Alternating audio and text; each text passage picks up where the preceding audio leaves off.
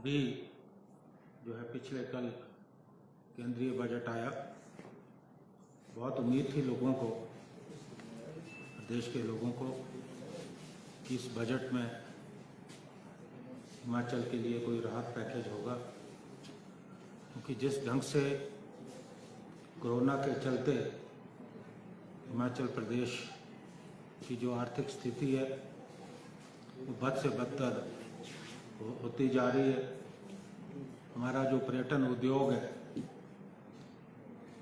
उस उद्योग को बहुत ज़्यादा नुकसान पहुंचा है।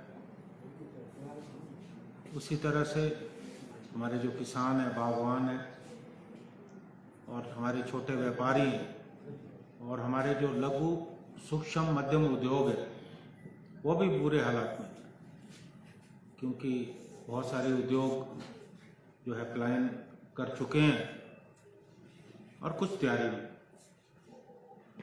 भारी संख्या में जो लोग वहाँ काम करते थे उनकी छटनी हुई। हमें उम्मीद थी कि इस बजट में जो मध्यम सूक्ष्म उद्योग हैं उनके लिए सरकार की तरफ से कोई राहत मिलेगी। ऐसा कुछ हुआ है। कुछ योजनाएं केंद्र की ऐसी है जिससे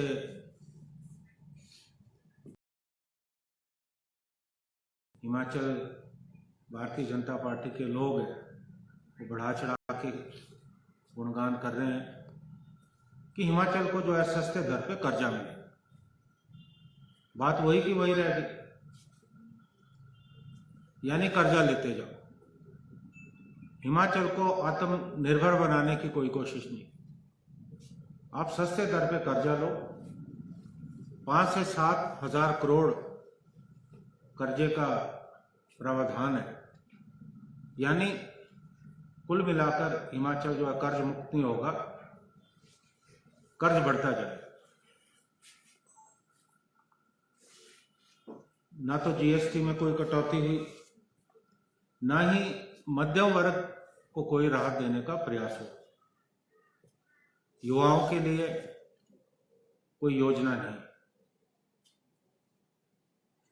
और सबसे बड़ी बात जो हिमाचल के लोग अपेक्षा कर रहे थे कि जो हमारा सेब उद्योग है वो संकट में, जो विदेशों से सेब आयात हो रहा है, उस वजह से हमारे जो सेब उद्योग पर संकट के बादल मंडरा रहे हैं।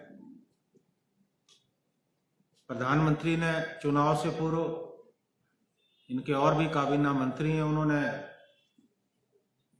घोषणा की थी कि हम सेब पर आयात शुल्क बढ़ाएंगे।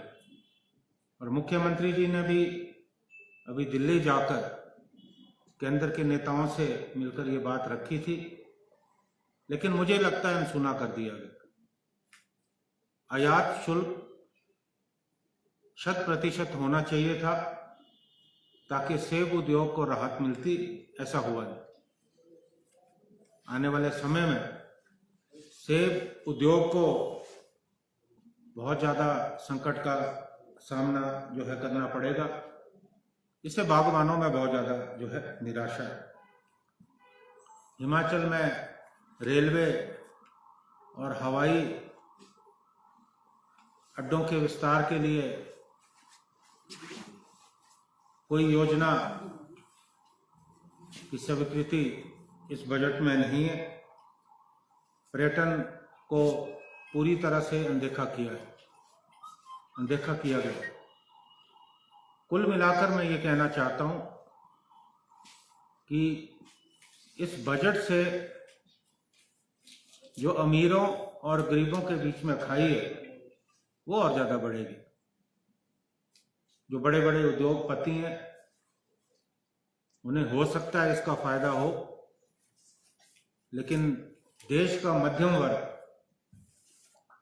और हमारा जो उससे निम्न वर्ग है उन्हें कोई फायदा होने वाला इस बजट से नहीं है। ये बजट निराशाजनक है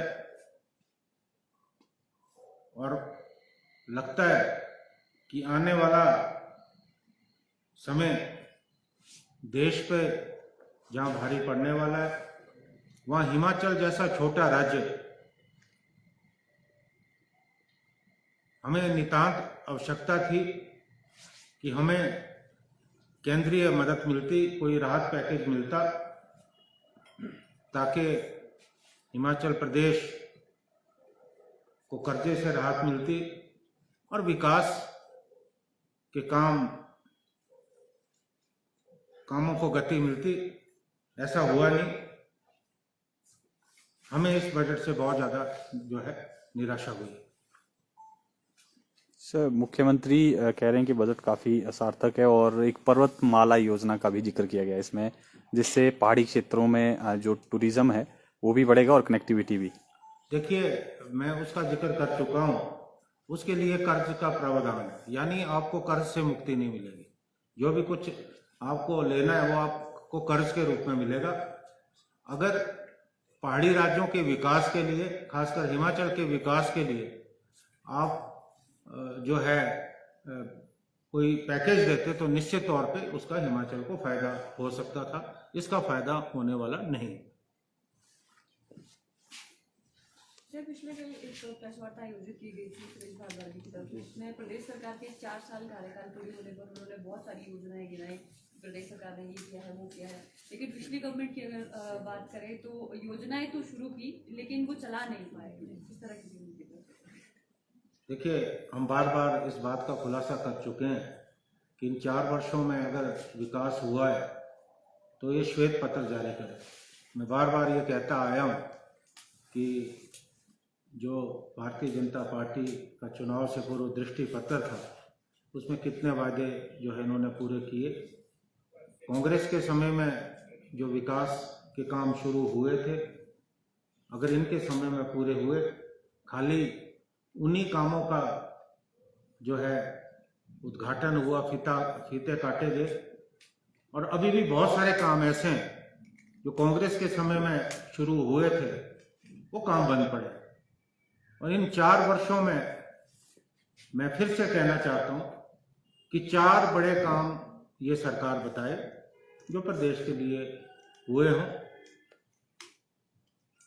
खाली कर्जा जो है बढ़ता रहा और आज 65,000 करोड़ से ज्यादा हो चुका है। और अभी आप देखेंगे, क्योंकि ये तो चुनाव का वर्ष है, चुनाव के लिए चंद महीने बचे हैं,